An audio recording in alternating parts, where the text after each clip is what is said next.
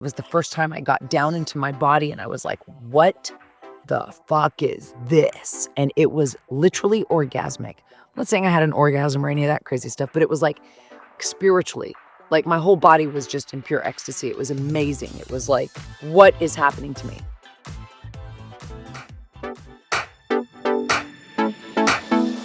Hey, badass. Welcome to Keepin It Real, the podcast where we ditch the nonsense, say it like it is, and redefine what it means to feel good in your body and your life. I'm Misty Tripoli, creator of the Groove Method, and I'm here to help you move, dance, and live authentically and unapologetically. So if you're ready to break free from the societal expectations, embrace your truth, and find your own unique groove, you are in the right place. So let's keep it real, let's keep it wild, and let's keep it moving.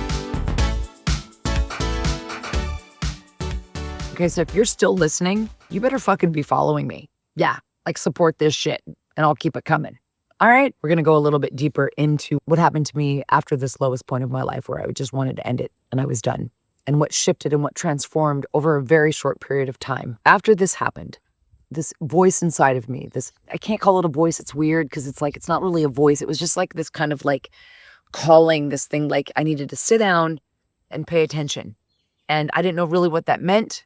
And I was busy. And I didn't have time for my intuition. I had shit to do. But it just kept calling. So after several days, I was like, okay, I don't know what this means. But in the morning, what I did is I would just sit in this chair and I would close my eyes and just breathe for a moment.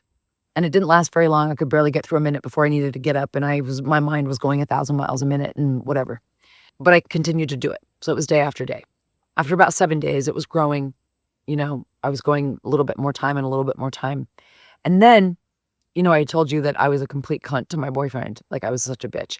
And my boyfriend, at the time, I was actually a little bit in awe of him, even though I wanted to fucking kill him, because he happened to be one of the smartest people I'd ever known. And it turned me on. Like, he's a deep intellectual, and he had really deep thoughts and ideas about things. He was super connected to nature. He loved history. He studied so much of history and what had happened in the world and world history, and he was fascinating to me because I was none of that. I was, you work and you make money. You work, you make money, you pay the bills. That was my whole life. I mean, I was literally a dude. In fact, one of my girlfriends said, Misty, you have a bigger dick than your boyfriend. And my boyfriend had a huge dick. And that was that was a reality check because I was so in my masculine, like survival mode, got to pay the bills, got to make the money. I was supporting him. Even though I was fascinated by him, I was supporting him. Like, he didn't believe in the system. He was just like, money's a construct, blah, blah, blah, all of this stuff. And I just thought he was, a conspiracy wacko job. But I was enthralled by it because he actually thought about shit I never thought about or questioned. So I was like, that's kind of why I was with him, because he kind of turned me on at this intellectual level. I didn't realize I was an intellectual until I was with him. And I was like, I like deep thoughts. They're delicious. They're kind of orgasmic. So anyways, back to the story. He was also a heavy pot smoker. He smoked a lot of weed. And I judged the fuck out of him. I criticized him constantly. I made sure that he knew that I was disappointed in that behavior.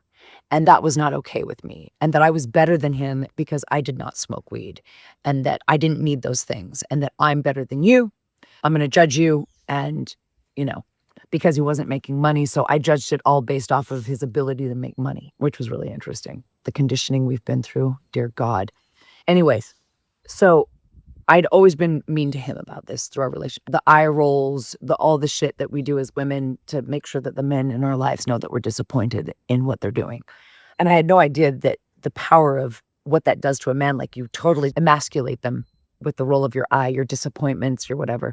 And that we don't really tend to build men up, we tear them down. And I think that's sad. But that's another whole keeping it real conversation. Okay, so stay tuned for that one. Anyways, I judged him. I had a really hard time with it. I was completely against it. To me, marijuana was a drug. You don't do it. You shouldn't do it. And so one day, kind of all at the midst of all of this happening, he said to me, he finally stood up to me, which was pissed me off, and it was awesome in the same moment. Okay. He was like, listen, you really need to shut the fuck up. because you don't know what you're talking about. You've never smoked weed. You have no idea what you're even talking about. So you need to be quiet until you actually have some information about it or you have some experience with it. And then we can have a conversation about it. And I was so fucking pissed. I was so mad at him because he was right. And I was wrong and my ego got punched and I was like, I love to be right. And I wasn't. So after a couple of weeks, after me like now sitting with myself, things are starting to just evolve a little bit. Like I'm really starting to question some things. And so I had to admit that he was right. Like fucking A, he's right. So I finally said, okay, you're right. I want to try it. Teach me what this is that you do. Okay. And I was still in complete judgment. Yeah, teach me, but I'm going to show you that it's wrong. And so we're in the kitchen. So he lights up the bong. I take a hit, like, because I was a control freak. And so I couldn't control it. I couldn't control what was happening to me. And so I just started to get nauseous and I thought I was going to throw up and the room started to spin and I was like, oh, fuck. Like, I'm going down. And he instantly was like, you need to dance. And he put music on and the music hit me and I started to dance. And I came alive in a way that I'd never experienced myself before. It was like I was the dance. I was the music and I couldn't control, like my body just started and I was in awe of myself and it felt so good. It felt so real. It felt so alive. It felt so free because I'd always controlled everything, even my movement, my dance. I was, fitness instructor. Everything was like the structure and the fitness and you have to do 10 reps and blah, blah, blah. And when I would choreograph, there's a 5, 6, 7, 8, and there's a structure to it, right? And in that moment, what marijuana did for me is it allowed my mind to completely shut off. And I actually got into my body for the first time. Even though I was a dancer, even though I was a fitness professional, I still lived from here up. It was all about what I was thinking about my world. And so it was the first time I got down into my body and I was like, what the fuck is this? And it was literally orgasmic. I'm not saying I had an orgasm or any of that crazy stuff, but it was like spiritually, like my whole body was just in pure ecstasy. It was amazing. It was like, what is happening to me? And I want to have a little side note right now. I say this and I share this story because I don't think marijuana is for everyone. And I'm not advocating it. I'm not saying go do it. I'm not saying this is your answer. I'm not saying any of those things because it does affect everyone differently. It affects you depending on where your mind is at. It also affects the chemistry of your body. Your chemistry might not work with it. It is not for everyone. Let's just get that straight. For those of you who know I'm talking, like, who I'm talking to, and you've had the same experience where you're like, yeah, my creativity goes off the rails. I'm like, oh my God, I get into the flow when I'm on, like, you know who I'm talking to. So this is what happened to me. And I had been in my head my whole life, not in my body. I was at war with my body. I hated my body, a bulimic, I was at complete war. Every day was a judgment of the size of my fucking thighs. Like, the scale, the calories, I was a slave to it. And in this moment, I was free. And I had never felt so good in my body. And I didn't realize how my body actually really wanted to move because I always controlled it. And I could move well, but it was always controlled movement. And this was such a fucking turning point for me, this one moment.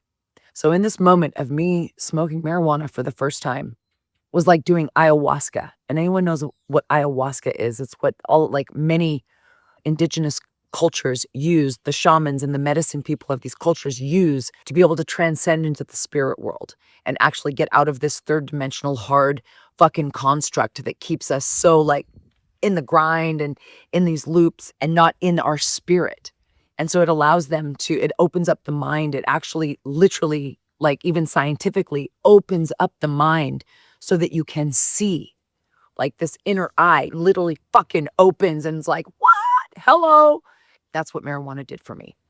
And I was like, what the fuck? In that moment, I knew I'd been lied to since the moment I was born. I believed everything. Who God was, what life was, what the right government, the best country, the way things are supposed to be. But I just realized I had been programmed that fast. It was just everything I think is a program. I don't even know what I believe. I believe everything fucking, well, Like, I was just like, I was beyond myself. After this, I almost could not speak for 2 weeks because I was like, what are even words? What are even fucking words? Like, what are these sounds coming through my mouth and my lips and my throat and blah, and there's words. And then you understand, like, shit just crumbled. Like the Matrix fucking melted. And I was like, what the fuck? How is this even possible?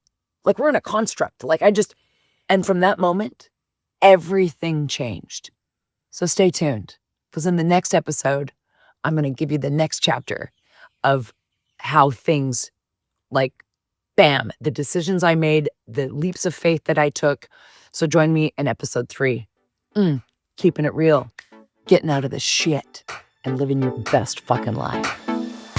All right, fierce ones, that's a wrap for today. Thanks for keeping it real and grooving with me. If you're loving this vibe, be sure to subscribe, share, and leave a review so that we can keep this movement alive. Remember, this journey is all about you. You owning your own truth, trusting your instincts, and living boldly. Stay true, stay wild, and most importantly, keep being unapologetically you. So until next time, let's keep it real.